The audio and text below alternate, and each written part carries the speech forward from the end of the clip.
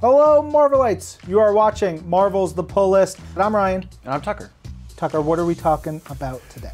Today, we are focusing on game changers. Each of the 4 comics we picked out this week kind of changes the status quo in a really interesting way, where we see new influences on the characters, new perspectives on the characters, or new creative teams entirely.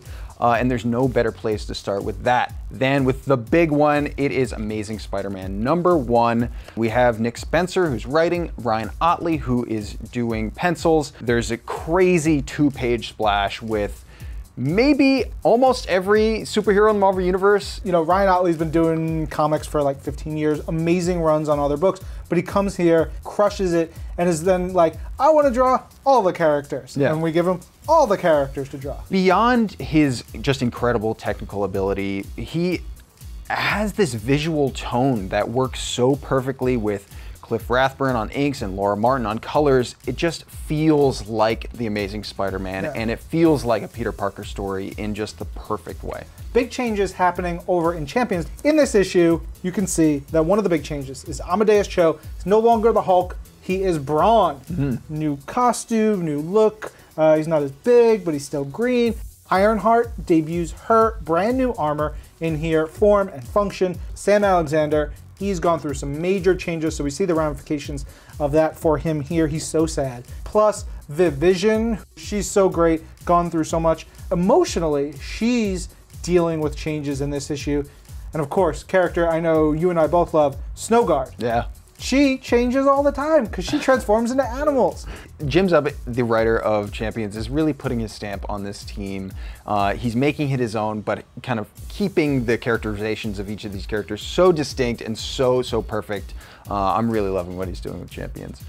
But talking about perceptions, talking about changes, yes. There is a huge one with Star Wars Darth Vader. This is issue number 18. This issue really informs something that we thought we knew, and that is specifically the relationship between Grand Moff Tarkin and Darth Vader. He's not hiding, he's not abashed about any of this. We get a great panel of him wearing this kind of crazy, like dinosaur-like Star Wars creature skin over his shoulders, and he's essentially announcing himself. He's saying, come and get me. Yeah. Do your worst. When I see that panel, and there's, I think, lightning crackling behind him, so dope. Now, looking at how we see these characters interact in Star Wars and A New Hope, we see that their relationship isn't just like interpersonal politics or office, beef. It is really personal, and it goes back decades to where this story begins. So it's so cool to see how Charles Soule, the writer of this story, bakes that into the story after the fact. It works so well. One other issue this week is X-23 #1. This one, similar to Amazing Spider-Man, is big changes because it's a new creative team, new #1, new direction for Laura Kinney and what she's doing. New name for her again, going back to the old name, X-23, sort of embracing who she is, what she's been through. While there are new things and new changes, we do have a lot of things that stay the same. Juan Cabal doing the art again. It's really funny. Also is really crazy violent at times. Yeah. There's this one scene where Laura, to stop this big green alien dude, slices the tendons in the back of his ankle, which is horrifying. Yeah, I totally agree. Mariko Tamaki, the writer of X-23 now, is just, she's making it her own, but it's just seamless from what we've loved from All New Wolverine into this new story. I mean, she couldn't be a more perfect choice. Love it.